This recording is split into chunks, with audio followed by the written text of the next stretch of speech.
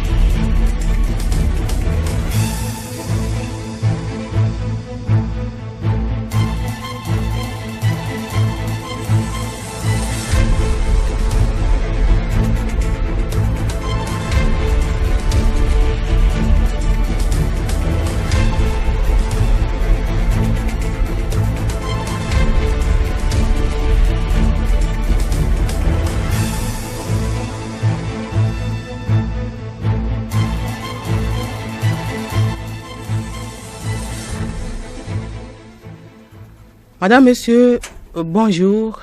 9h05 sur Radio Lomé, la station aux multiples fréquences. Chers auditeurs, bienvenue dans l'émission spéciale Viol sur mineurs.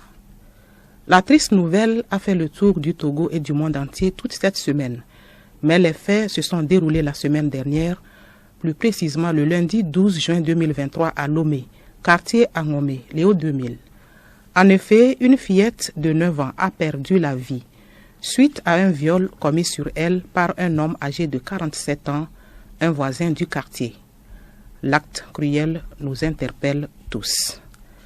Je suis dans ce studio avec plusieurs invités. D'abord, à la partie technique, nous avons Taga Essenam sur la console, Okotan Amfani Abdel Nasser au CDM, Hervé Abressé au TIC, et si tout va bien, vous pouvez nous suivre en direct sur la page Facebook de Radio Lomé. Djobo Khaled est à la réalisation. Je suis Yasmine Adoko au micro. Chers invités, bienvenue. Nous avons Monsieur le directeur exécutif de l'ONG Clinique d'expertise juridique et sociale CEJUS, Monsieur Dieudonné Kossi, bonjour. Bonjour, madame. Merci de l'invitation. L'assistante médicale au Centre Excellence Jeune de l'Association togolaise pour le bien-être familial ATBF, Robertine Wodjare. Bonjour, madame. Bonjour, madame Yasmine. Et puis, la psychologue clinicienne, Symphonie Pogli. Bonjour, madame. Bonjour, madame Yasmine. Merci pour l'invitation. Auditeur de Radio Lomé, vous êtes également avec nous depuis votre lieu d'écoute. Vous pouvez nous appeler au moment opportun pour votre contribution en vue de freiner ce fléau qui est une affaire de nous tous. Nous allons commencer cette émission avec une question d'ordre général. Chers invités, nous tous ici, nous avons appris avec tristesse le décès de la petite Josiane. Vos réactions, à commencer par le juriste Dieudonné Kossi. Merci beaucoup, madame. Une fois de plus, merci à Radio Lomé de nous inviter pour échanger sur ce sujet assez triste. Et bon, je crois que tout comme l'ensemble des auditeurs, nous avions, en ce qui nous concerne, appris dans les réseaux sociaux cet événement assez triste. Et ne pouvant rester un peu les bras croisés, nous nous sommes concertés avec d'autres organisations sœurs. Et dans un collectif, nous avions effectué des démarches, en fait, pour aller vers la famille, pour vérifier de la véracité des faits, parce que souvent, il y a de ces genres parfois de rumeurs qui circulent dans les réseaux sociaux, qui, au finish, ne se révèlent pas être des faits actés. Donc, nous avions, le samedi surpassé, effectué une visite au domicile de la famille. Hier, d'ailleurs, une partie de nos collègues était encore auprès de la famille, et malheureusement, nous avions remarqué, de l'aveu de la famille, que, effectivement, et tristement, ce monsieur de 47 ans a abusé mortellement de cette petite fille Josiane. Et de manière spontanée, nous nous sommes mobilisés pour dire que justice doit être rendue à Josiane et à toutes celles, et ces petites filles qui sont violées, abusées un peu partout sur le territoire national. Merci Dieudonné Ekossi, vous étiez sur les lieux, les faits sont réels. Et cela nous amène à observer une minute de silence en mémoire de Josiane.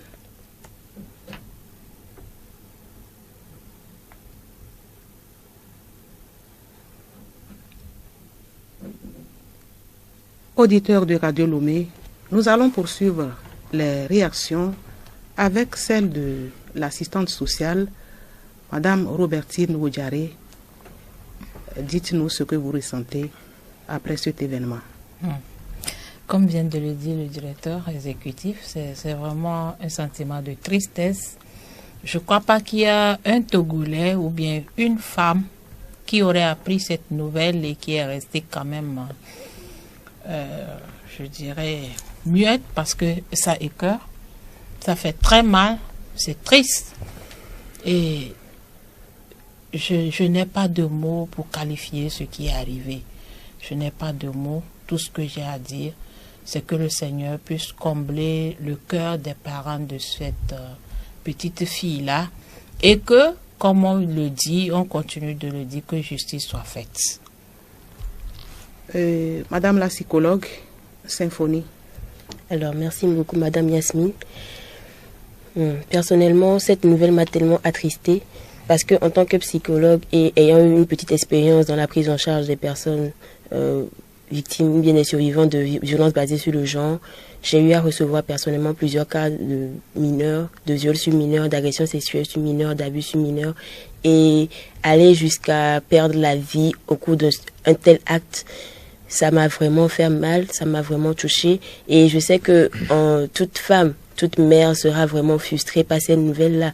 Et je m'en vais même jusqu'à poser une réflexion sur comment arrêter ce fléau-là, parce que malgré tout ce que nous sommes en train de mettre en place pour pouvoir l'arrêter, j'ai l'impression que c'est encore plus grandissant. Alors je suis vraiment touchée par cet événement et je souhaite vraiment que je puisse aider ces familles-là, toutes ces familles, pas seulement la famille de Josiane, mais toutes ces familles qui passent par ces épreuves difficiles de l'agression sexuelle, des violences sexuelles. Je vous remercie. Merci Madame Symphonie. Monsieur Dieudonné Ekossi, vous faites partie des responsables des ONG qui se sont déplacés. Dans quel état d'âme vous avez retrouvé la famille et les voisins du quartier où habitait la petite? Je crois que la famille, tout comme les voisins, le voisinage, se retrouve dans un état de tristesse vraiment approfondie. La famille est totalement abattue et je pense que lorsque vous prenez par exemple un certain nombre de parents directs de la petite fille, vous prenez le papa par exemple, et naturellement il n'arrive même plus à parler. Il n'arrive même plus à parler et tout le quartier est choqué, interloqué et par cet acte d'une extrême barbarie. Parce que ce monsieur est de 47 ans et était quand même un monsieur, normal. C'est-à-dire un homme qui était dans le quartier, qui était plus ou moins habitué à la petite, qui par moment sollicitait les services de la petite, peut-être pour faire des petites courses ou des achats ou des emplettes, et retrouvé ce soir du 12 joint la petite est complètement sans vie, abusée dans la voiture de monsieur. Je crois en réalité qu'il n'y a pas de mots ou d'adjectifs pour qualifier le sentiment de tristesse et qui s'est abattu sur la famille. Et je pense qu'aujourd'hui, le sursaut doit être général. Et non seulement pour soutenir la famille, mais aussi pour accompagner chacun, que ce soit la famille ou le voisinage. Parce que nous pensons que non seulement de tels actes ne doivent pas se répéter dans notre pays, parce que de plus en plus, dans la même semaine où on a eu le cas de Josiane, il y a d'autres cas. Oui, j'allais en venir parce que lors de mon tour dans le quartier pour essayer de voir la réalité des faits, ce qui m'a le plus marqué, de l'autre côté de la voie, pratiquement les gens ne sont pas informés. Mais au niveau des lieux même, beaucoup sont réticents à reconnaître les faits. Soit ils vous disent qu'ils l'ont appris, qu'ils ne le connaissent pas à la maison. Pour d'autres, ils n'en savent rien. Et un peu plus loin vers le PP à Ngomé, j'ai appris le viol d'une fillette également. Non loin de ce lieu. C'est pour dire que vraiment, ce sont des cas qui se répètent chaque jour, chaque seconde, comme on peut le dire. C'est des cas qui se répètent et qui sont malheureusement couverts. Ouais. Il y a quand même un certain nombre de facteurs culturels et coutumiers qui font que, et lorsque de ce genre et de barbarie se font dans nos communautés, les gens couvrent ou les gens ne veulent pas du tout en parler. Les gens ne veulent pas en parler parce que, estimant pour certains que les autorités compétentes devraient en fait s'en en charger et faire le nécessaire. Je pense qu'aujourd'hui, c'est important. Ce genre d'émission nous permet aussi d'appeler à ce que cette sorte d'omerta qui règne sur ce genre de comportement puisse être définitivement levée dans nos communautés. Merci beaucoup. Vous l'avez dit, l'individu est normal. On imagine à peu près son état d'âme également. Mais qu'est-ce qui peut être à l'origine de ces comportements de viol, Madame la psychologue? Alors, merci pour la parole. Vous savez, plusieurs phénomènes peuvent expliquer ces comportements de viol. Sur un plan culturel, on peut dire que les gens ne prennent pas conscience du mal. Il y en a qui ne prennent pas vraiment conscience du mal qu'ils peuvent faire à cet enfant-là, de cette marque indélébile qu'il laisse dans la vie de cet enfant. Mais d'un point de vue psychologique, il est important de voir d'abord si l'auteur de ces violences-là est normal. Est-ce qu'il fonctionne? Est-ce qu'il a une structuration normale? Est-ce qu'il fonctionne correctement comme un être normal, comme nous tous? Parce qu'il y a des personnes qui, malheureusement, sont malades. Les vrais pédophiles, les personnes qui sont vraiment attirées par les enfants, ce sont des personnes qui sont malades, qui doivent être accompagnées en fait. Mais malheureusement, ils ne s'en rendent même pas compte. Eux-mêmes, ils ne savent même pas qu'ils sont malades. Et ils continuent de faire ces actes-là, de propager ces actes-là, de faire des victimes et tous les jours, jusqu'à ce qu'on les arrête en fait. Parce que du moment où personne ne met la main sur eux, ils continuent de vivre comme ça et ils sont à l'aise dedans. Mais en fait, ils sont malades et ils doivent normalement solliciter de l'aide, aller voir un psychologue ou un psychiatre pour pouvoir se faire accompagner. Vous voyez? Mais et puis, ce qui encourage aussi ces actes-là, je pense que c'est l'aspect de la non-dénonciation, je dirais. Parce que les familles n'en parlent pas. Quand ça arrive avec un proche ou la famille, les gens se taisent, ils n'en parlent pas. Du coup, puisqu'il n'y a pas de dénonciation qui se fait autour du phénomène, ça revient à un truc plus ou moins normal. Ça rentre un peu dans la normalité parce que d'un point de vue statistique, ça s'est passé dans le quartier voisin, personne n'a réagi. Du coup, si je le fais aussi, personne ne réagira. Je ne sais pas trop si vous comprenez un peu ce que je veux dire par là. Oui. Donc, il est très important que les familles puissent dénoncer cela, que ce soit avec des adultes ou même entre les enfants. Le viol reste un viol. Il faudrait quand même que nous puissions sensibiliser assez les familles pour qu'ils puissent dénoncer cela. Monsieur Kwasi l'a dit tout à l'heure, beaucoup de familles n'en parlent pas. Et vous-même, vous l'avez dit, Madame Yasmine, la réticence des populations tout autour. Les gens font comme si ce n'est pas, puisque ce n'est pas moi que c'est arrivé, ça ne me concerne pas. Jusqu'à ce que ça leur arrive à eux-mêmes. Et ils prennent conscience qu'en fait, c'est un phénomène qui fait très mal. Ça fait tellement mal. Et l'enfant et toute la famille est impactée pour toute sa vie, quoi. Oui, vous pouvez enchaîner avec l'impact psychologique que ce viol peut avoir sur une mineure. Si. En réalité, il y a tellement d'impact que le viol peut avoir sur une personne, qu'il soit une fille ou un garçon. Sur le coup, les enfants ne vont pas forcément réagir.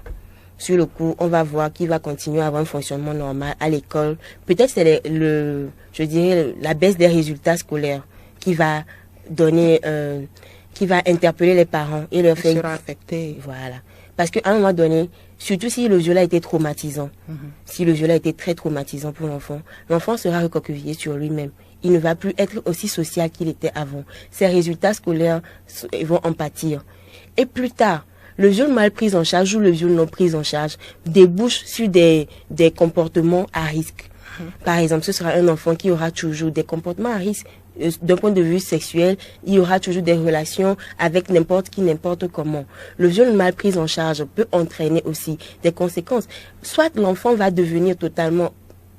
Il va rentrer dans ce que nous pouvons appeler, entre guillemets, la prostitution, même si ce n'est pas sur le trottoir. Ou carrément, c'est un enfant qui aura peur des hommes toute sa vie. C'est un enfant qui ne pourra plus avoir de relations égalitaires, de relations équitables avec un homme. Maintenant, le pire des choses, c'est que lorsque l'enfant dénonce, l'enfant en parle et que les parents ne le soutiennent pas. Parce que si les parents arrivent à soutenir l'enfant, plus ou moins, avec l'aide d'un psychologue, ça peut aller. Il va travailler sur ça, va faire son deuil. Il va faire le deuil de sa virginité d'une part, et aussi il va faire le deuil, il va travailler sur ce viol-là, ce traumatisme-là, pour pouvoir aller mieux.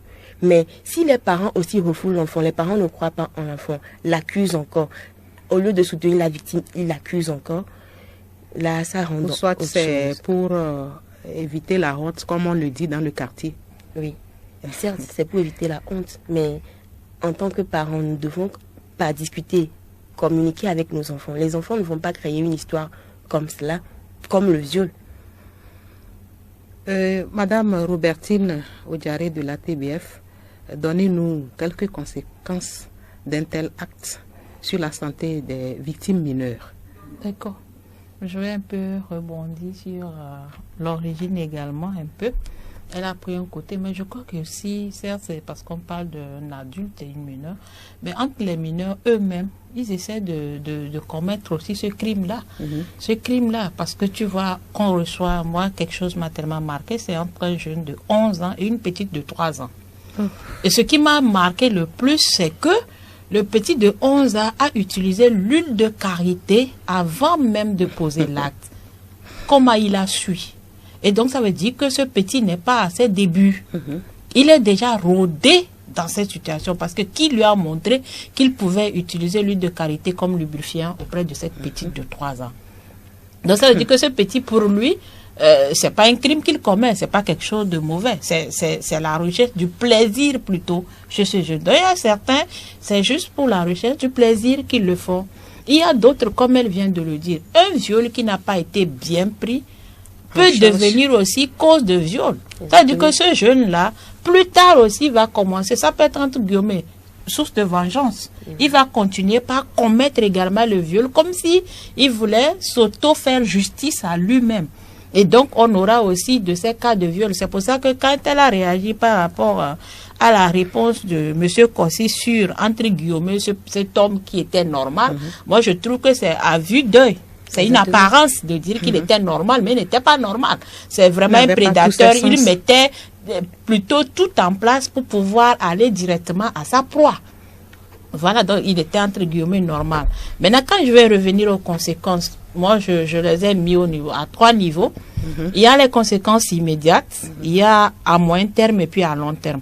Quand on prend les conséquences immédiates, surtout que c'est une mineure, nous constatons qu'il y a des déchirures au niveau de son appareil génital externe qui peuvent même aller jusqu'à l'anus et donc nécessiter des réparations qui peut parfois même amener la petite au bloc opératoire. Et donc, ici même, dans le cas de Yasmine, on a entendu, c'est Josiane. Oui, c'est Josiane. Excuse-moi, maman, Yasmine, Josiane. On a entendu que la petite s'est vidée de son sang. Ça veut dire qu'elle a saigné abondamment dû à la déchirure là. Voilà. Donc, elle saigne. Et donc, quand on ne fait pas vite pour l'amener à l'hôpital, pour qu'elle puisse avoir une transfusion sanguine, elle va mourir. Voilà. Il y a également de ces troubles psychologiques dont elle vient de parler. Ça ne se fait pas voir comme ça, mais dans l'immédiat, le choc ou bien l'agression, l'abus, la force avec laquelle la personne a utilisé pour créer, pour faire ce mal-là, l'enfant le garde. Et donc, immédiatement, on peut quand même sentir cela. Maintenant, à moyen terme, nous avons également les infections sexuellement transmissibles. Même immédiatement, on peut aussi avoir les infections transmissibles dues à la transmission immédiate lors du rapport de l'acte sexuel. Maintenant, nous avons également la survenue des grossesses. On peut avoir une grossesse qui peut arriver. Il y a les infections sexuellement transmissibles et puis l'instabilité psychologique qui va vraiment se mettre aussi peut survenir. Oui, le VIH, je le mets également dans les IST. Donc, il y a une instabilité psychologique qui va vraiment s'installer et qui va commencer par se révéler petit à petit.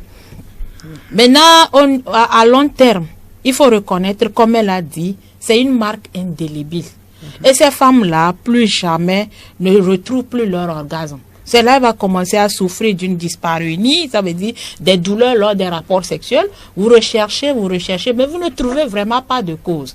Soit c'est une fluidité, et parfois on les amène chez le psychologue clinicien, elle le sait, et c'est à elle de fouiller, à un moment ils s'en rendent compte que c'est une petite qui a été violée à 8 ans, à 7 ans, et donc ce sont ces troubles-là qui se révèlent à son âge actuellement. Et nous avons, bref, les troubles de la sexualité. Vous voyez, donc du coup, les conséquences, il faut reconnaître, elles sont vraiment énormes. C'est quelques-unes que nous venons de citer ici. Mais au fond, si on veut aller, nous avons les agitations inutiles, le trouble de sommeil, nous avons même des troubles, je vais le dire, psychosomatiques, en fait. Voilà. Gastro-digestifs, tout. La femme va révéler des choses. C'est quand on fouille, elle a même parlé de la scolarisation de la jeune fille ou du jeune garçon. Les résultats ne sont plus ce qu'on attendait. Et donc, lorsqu'on fait des recherches, on se rend compte que c'est l'impact négatif de ce qu'elle a subi il y a des années qui est en train de se révéler aujourd'hui. Elles sont vraiment nombreuses, les conséquences du viol sur mineurs.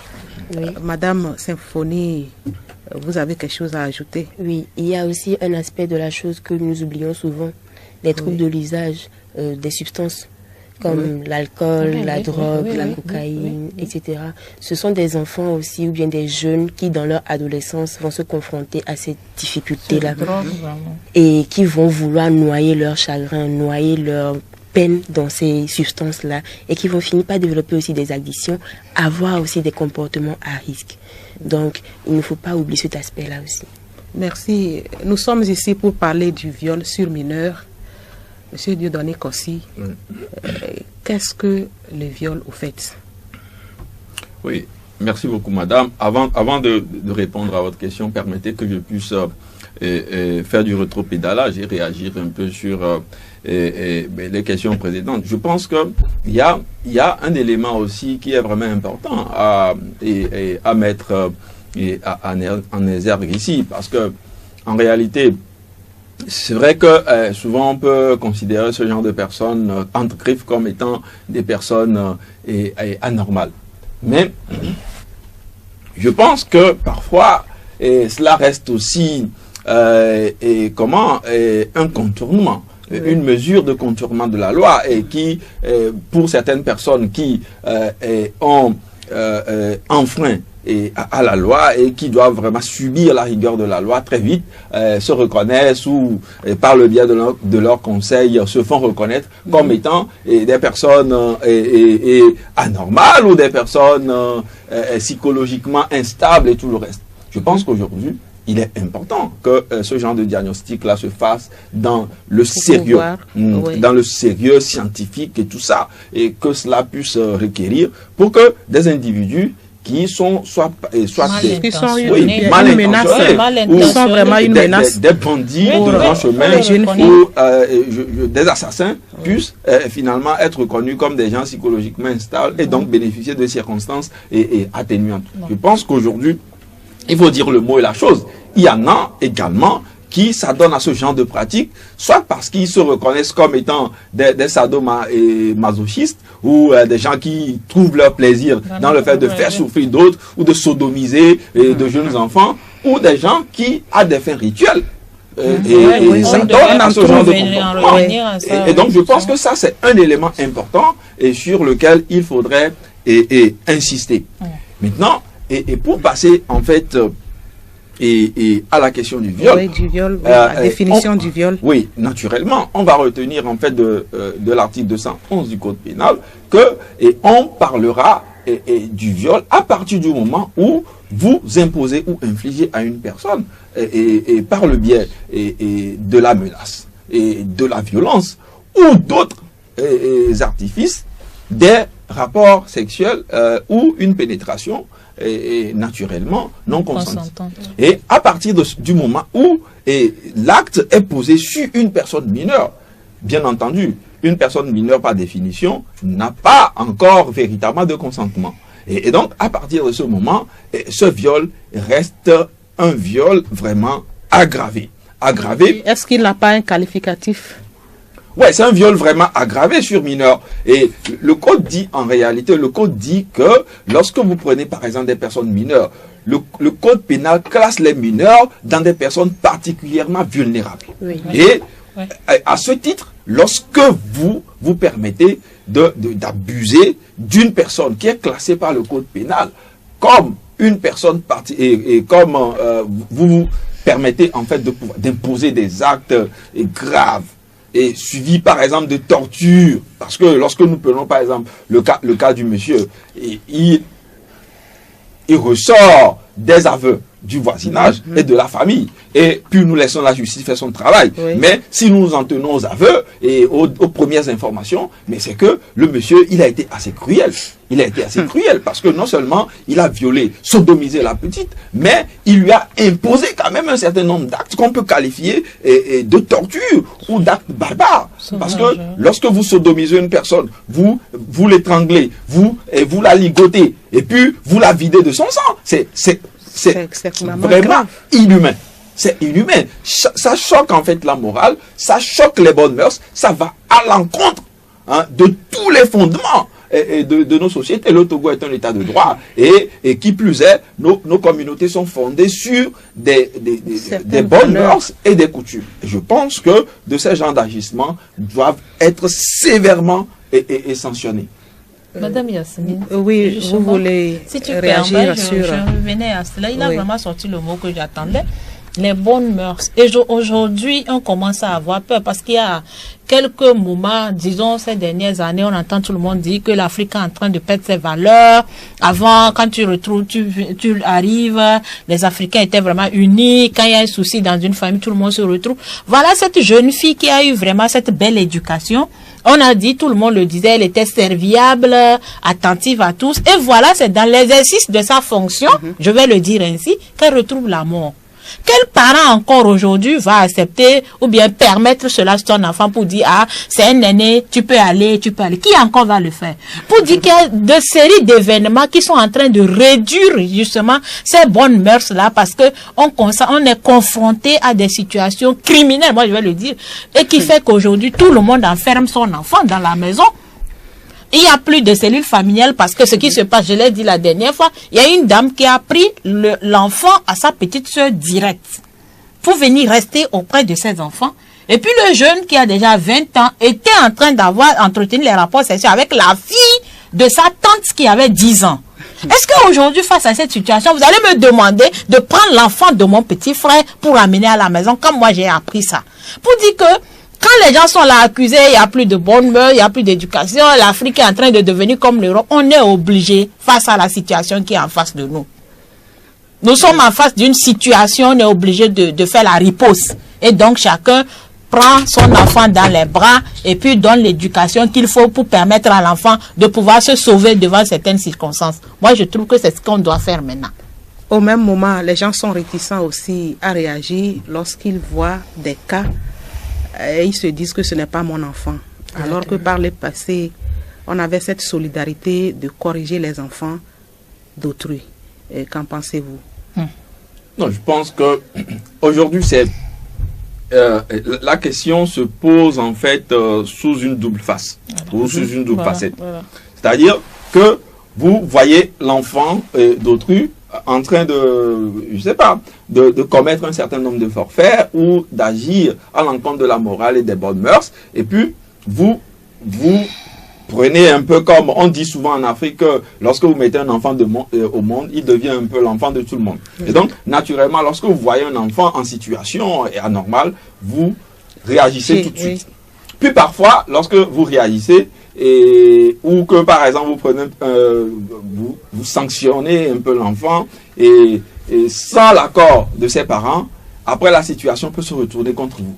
C'est pourquoi de plus en plus les gens se méfient et se disent que bon, même lorsque j'observe des situations et tout ça, je m'étais et puis j'avance et je continue mon chemin. Mais je considère qu'il y a une ultime responsabilité, un devoir de tout un chacun qui reste lorsque vous retrouvez un enfant en situation de danger, c'est-à-dire ou en train de poser un certain nombre d'actes qui peut l'exposer ou exposer sa vie, exposer sa personne et tout ça. Vous avez le devoir historique au regard de la loi. C'est vraiment un devoir. C'est un devoir.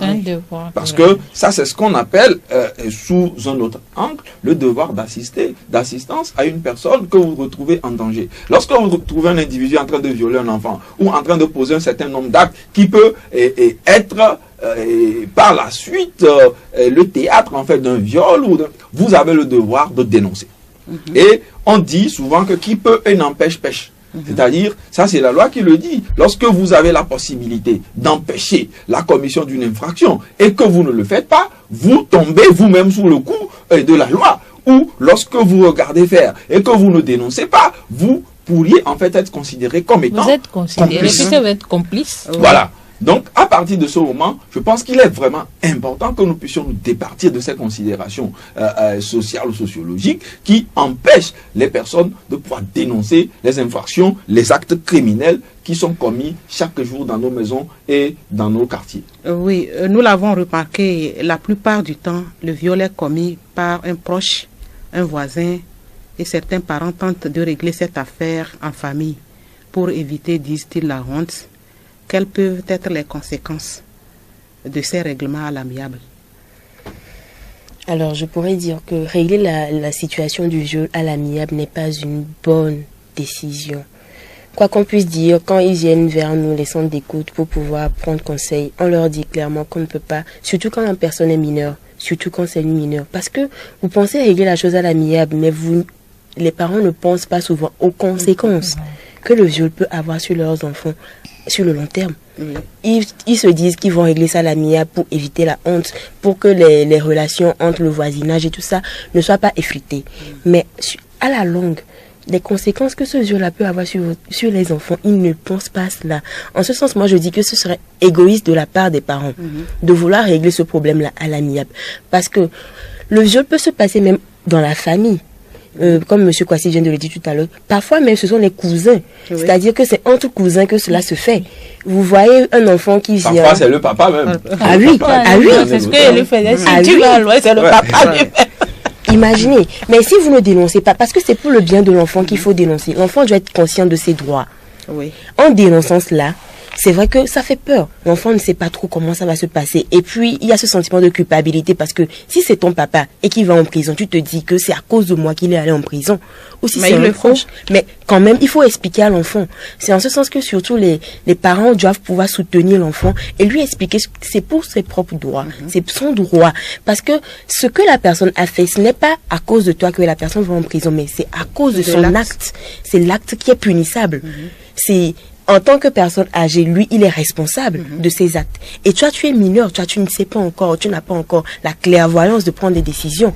Du coup, c'est de pouvoir expliquer cela. Les parents qui se taisent là-dessus, moi, je le dis, c'est une très mauvaise décision. Parce que, sur le long terme, les enfants, ils en pâtissent. Ils paient vraiment... Ils paient de leur vie en fait. Les conséquences sont tellement inimaginables. On ne peut pas. Il faudrait le vivre pour savoir en fait ce que ça fait d'avoir été victime d'un viol. Et que surtout, vous imaginez, tu passes dans la rue et tu vois ton agresseur. Et tu ne peux même pas réagir. La peur, parfois les enfants sont tétanisés. Du coup, si on ne dénonce pas cela, du moins... savoir que mon agresseur, il est en prison Oui. quelque part, il ne pourra plus me faire du mal, quoi. Du Ça coup, libère un peu Exactement. de la peur et autres. Exactement. Oui. Ce traumatisme-là, et vraiment, c'est... Je sais pas, il n'y a pas Il les y a mots pour le pas qualifier, le quoi. qualifier. Et à la longue, est-ce qu'on ne peut pas penser à des poursuites lorsque la personne violée peut-être arrive à un niveau où elle connaît tous ses droits, qui puisse un jour faire ressurgir l'affaire comme on le constate en Occident où certains, peut-être 10 ans, 20 ans après le viol, vont en justice pour des réparations. Je pense Robertine. Madame Yasmine, c'est pour ça que je voudrais profiter de l'occasion pour interpeller beaucoup les parents. Dès que vous assistez ou bien vous voyez ou constatez, la première des choses, c'est que le survivant ou la survivante doit être immédiatement conduit à l'hôpital. Immédiatement. C'est la première condition. Il faut que le survivant soit conduit immédiatement. Là, l'hôpital fait le constat des faits. On prend même des photos pour garder. Parce que c'est justement pour ça. Aujourd'hui, on pense que, on l'a dit souvent, ce qui était en Europe hier, aujourd'hui est chez nous déjà. Même on voit aujourd'hui en Europe, les enfants enferment leurs parents. Pour dire que d'ici, moi je le dis, d'ici 10 ans, chers parents, sachez que vos propres enfants vont vous enfermer.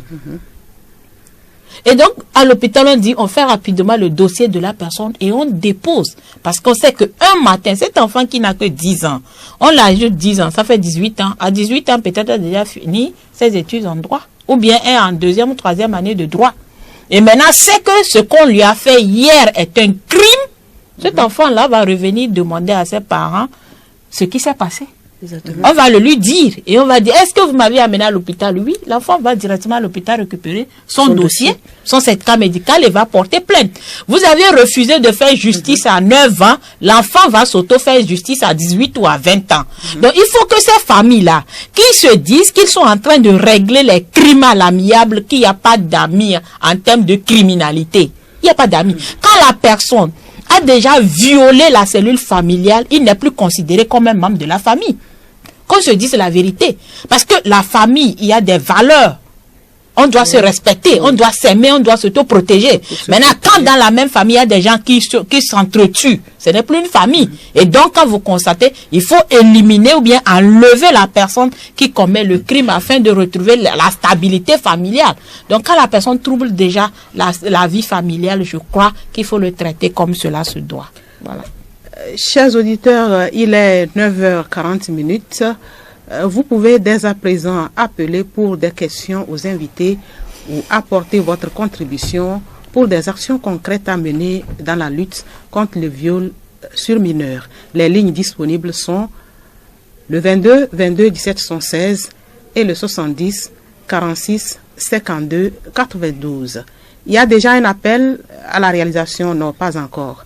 Le temps de poursuivre, monsieur le juriste, quels sont les textes de loi qui luttent contre le viol des mineurs dans notre pays? On l'a dit, même 10 ans après, les gens pourront se faire justice. Ouais, merci beaucoup. Je crois que c'est déjà l'occasion d'insister sur le fait que le un viol... instant, il y a un appel. Allô? Allô, l'auditeur? Allô, bonjour. Oui, bonjour, monsieur. Oui. Présentez-vous.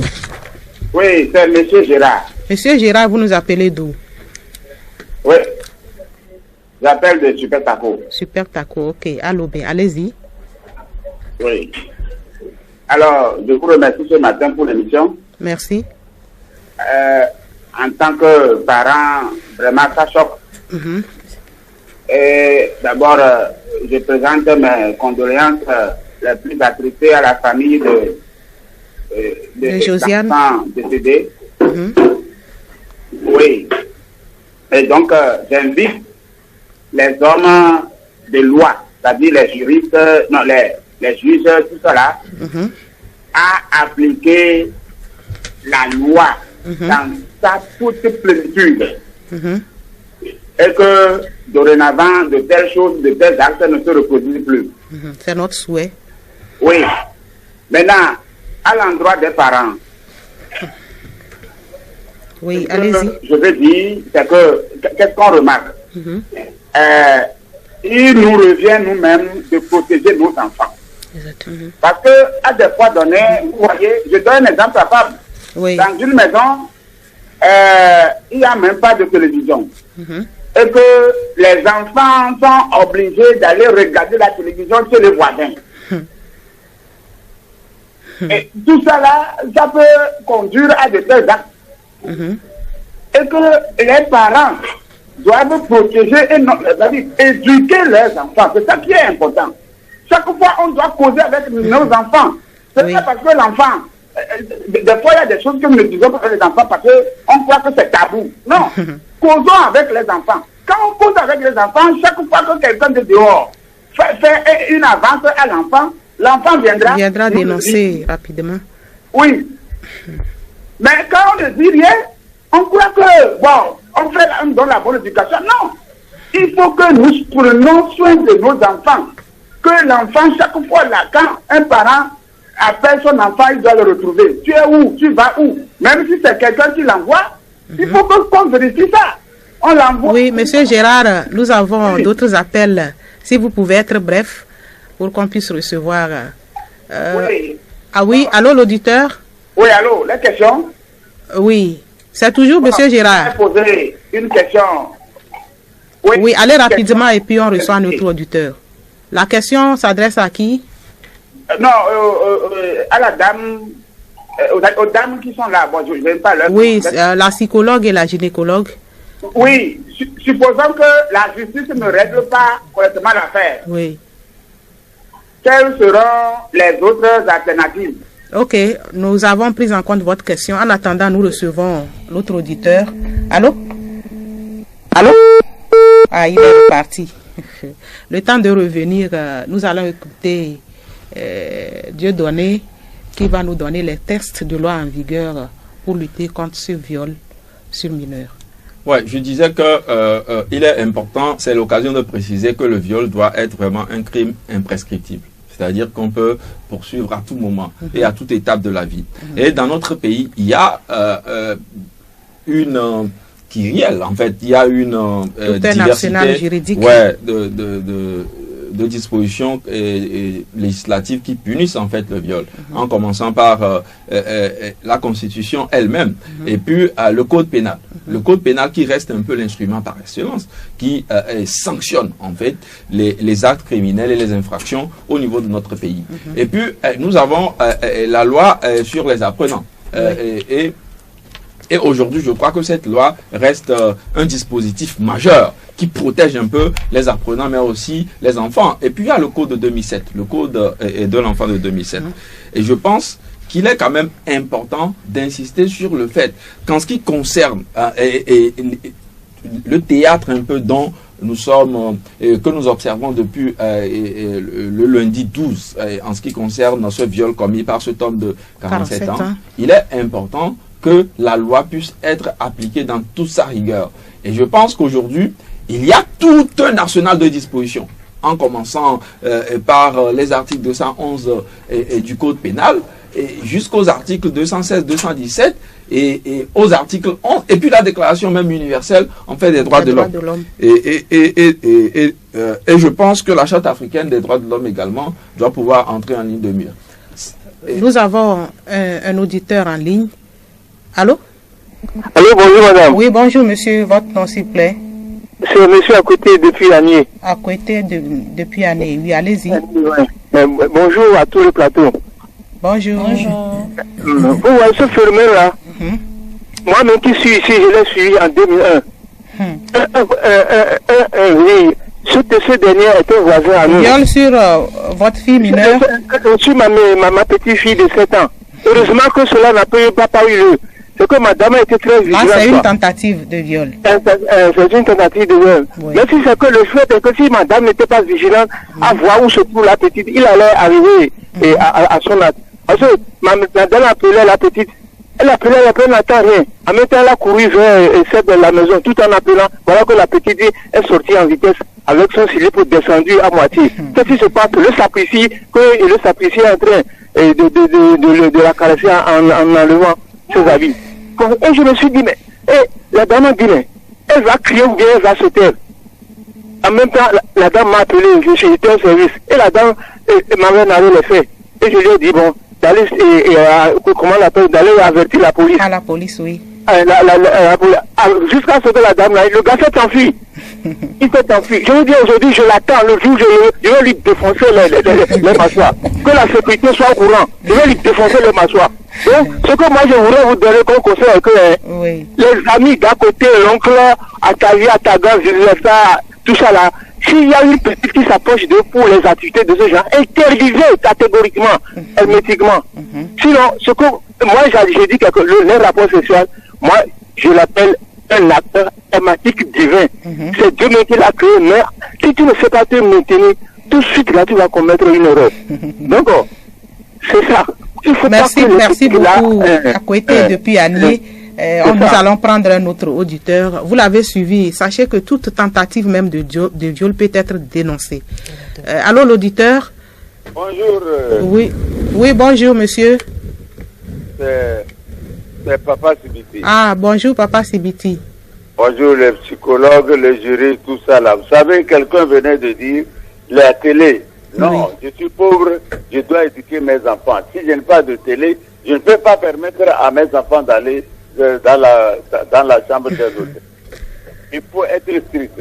Il a dit, quand on vient à la maison, nos familles, c'est ça, il faut que dès qu'on vient, on appelle où est ton enfant. C'est en ce moment que la mère, comment dire, où est-il? Excusez-moi de parler Kotokoli. L'enfant là, où est-ce qu'il est? Non. Il faut être regardant. Dès qu'on vous demande où est votre enfant, voilà, le voilà. Deuxièmement, les lois, tout ça là, les viols, tout ça là, mais il ne faut pas que nous prenions le juriste là-bas. Mettez de côté ou bien enterrez vos droits des enfants là. Vous avez refusé pour la tuerie là. On ne peut plus tuer. Non, ce n'est pas parce que les Européens le font. Aujourd'hui, qu'est-ce qui se passe? Il prend son fusil, il tire.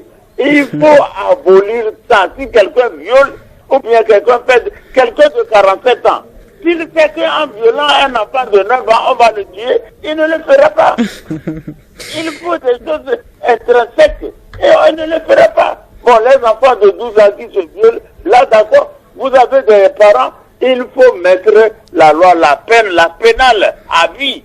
Comme ça peut aller. Le dialogue, parle avec son qui met un enfant au monde et il ne veut pas dialoguer avec eux. Mais plus, avant, il n'y avait pas ça. On ne parlait pas, vous n'avez pas les grossesses. Aujourd'hui, quand on en parle, c'est maintenant qu'on a et reprenons les choses.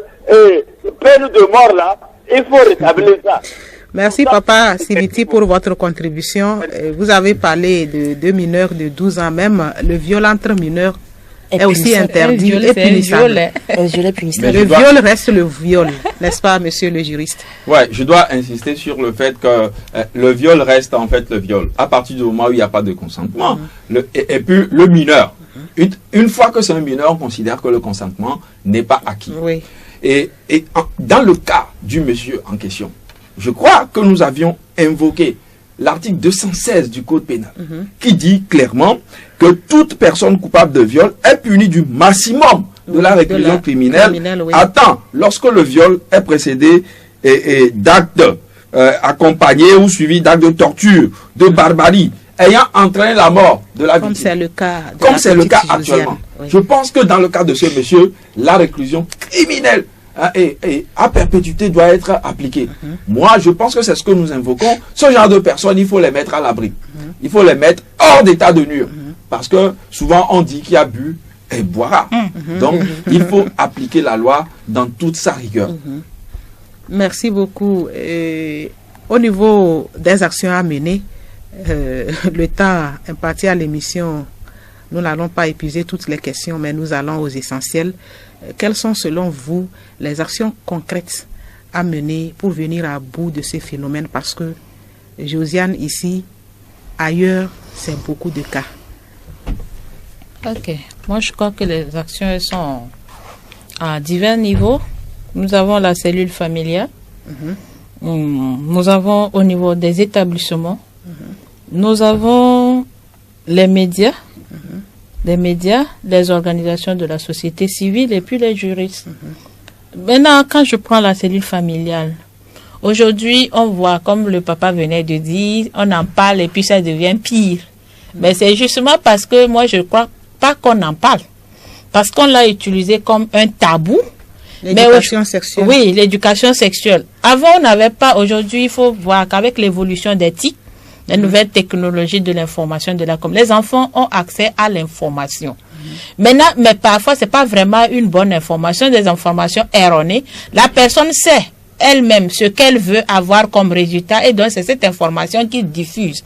Mais nos enfants, ces informations, c'est à nous de récupérer afin de donner ce qui est le meilleur. Donc je crois qu'il faut vraiment faire l'éducation sexuelle complète dans la cellule familiale. Mais le constat, c'est que les parents eux-mêmes n'ont pas les moyens de leur politique, n'ont aucune idée sur comment aborder les questions de sexualité en couple, en famille. Donc je crois que c'est l'occasion pour eux de faire l'effort d'approcher de la TBF qui a mis en place leur site e-learning sur les réseaux sociaux pour pouvoir apprendre comment faire pour aborder les questions de sexualité. Maintenant, il faut aussi que les parents veillent sur la bioma de leur enfant. Quand vous voulez envoyer l'enfant, il faut pouvoir donner des conseils à l'enfant. Tu vas, si quelqu'un t'arrête en route, tu ne le connais pas. Faites attention. Quand les filles se retrouvent dans des regroupements d'hommes, il faut faire attention. Aujourd'hui, nous sommes déjà en vacances. Vous allez voir qu'il y aura les petites filles dans les rues pour vendre des choses. Oui. La personne te croit et dit, viens, on va aller à la maison acheter. L'enfant suit. Alors que tu ne sais pas ce qu'il veut faire. Donc, ce sont ces petits conseils-là qu'il faut quand même donner aux enfants dans la cellule familiale. C'est vraiment important. Et donc, les questions de sexualité ne doivent plus être de nos jours des questions de tabou. Il faut en parler. Et on dit que l'éducation sexuelle complète, c'est une manière d'aborder les questions de la santé sexuelle, de la reproduction et des relations interpersonnelles qui soient adaptées à l'âge, culturellement pertinent, scientifiquement prouvé et s'abstenant de toute valeur de jugement. Et donc, elle doit être réaliste. Quand on parle de l'âge, il faut savoir à chaque âge ce qu'il faut donner. Aujourd'hui, on voit que même 10 ans est déjà sexuellement actif. Oui, est-ce qu'il faut encore cacher ces notions-là aux enfants? À 10 ans, 9 ans, l'enfant a déjà commencé les menstruations. Ça veut dire que cet enfant ovule déjà. Donc, il faut savoir qu'est-ce qu'il faut donner à l'enfant comme information pour protéger cet enfant-là. Quand on revient au niveau des établissements scolaires, c'est qu'on voudrait vraiment que l'éducation sexuelle complète soit mise dans les curricula de formation. Que les enfants aient également cette information-là au niveau à l'école également, pour appuyer ce que la cellule familiale vient donner. Maintenant, au niveau des médias, c'est ça, il faut vraiment parler des conséquences de ces actes de barbarie et de sauvagerie, pour attirer l'attention des familles, pour amener les familles à savoir que plus on se tait, plus on fait du mal à son enfant. Et donc, plus on parlera des conséquences et les gens vont prendre conscience afin de protéger leur enfant. Quand je prends les juristes, bon, c'est de mettre en œuvre, comme il vient de le dire, les textes en vigueur. Les textes en vigueur, parce que les gens ont peur de dénoncer, parce que il y a l'intimidation également, l'intimidation, excuse-moi, qui est là. Les gens ont peur d'en parler, parce que tu finis de parler, on vient t'attaquer, qui te protège. Donc, il faut vulgariser également ces lois-là, pour que la population soit mise au courant que même quand tu es témoin, tu peux dénoncer, et que ça te protège. Ton silence aussi pourra ton silence être également coupable. Peut te considérer comme coupable. Donc, il faut vulgariser également toutes ces lois-là pour que la population togolaise puisse être informée et donc chacun pourra prendre ses dispositions. Quand je prends les ONG, il faut mettre le comité d'éveil. Je suis en train de regarder le temps. Nous allons laisser l'occasion à Symphonie, la psychologue, pour ses conseils. D'accord, merci beaucoup Madame Yasmine. Alors moi je dirais surtout la sensibilisation. La sensibilisation en ce sens que il faudrait pas se taire non plus, mais je pense que cette sensibilisation ne doit pas juste être du volet des survivantes, mais aussi pour les auteurs, parce que certaines personnes, comme je le disais, ne sont pas informées des peines qu'ils peuvent encourir. Du coup, il faudra aussi faire une sensibilisation, surtout pour la jeunesse, les enfants dans les écoles, là où on peut trouver des regroupements d'enfants, de jeunes, il faudrait quand même qu'on fasse beaucoup la sensibilisation. je vais rebondir aussi sur l'aspect éducatif ou bien l'aspect familial de la chose. C'est que les parents doivent être vraiment présents dans la vie de leurs enfants.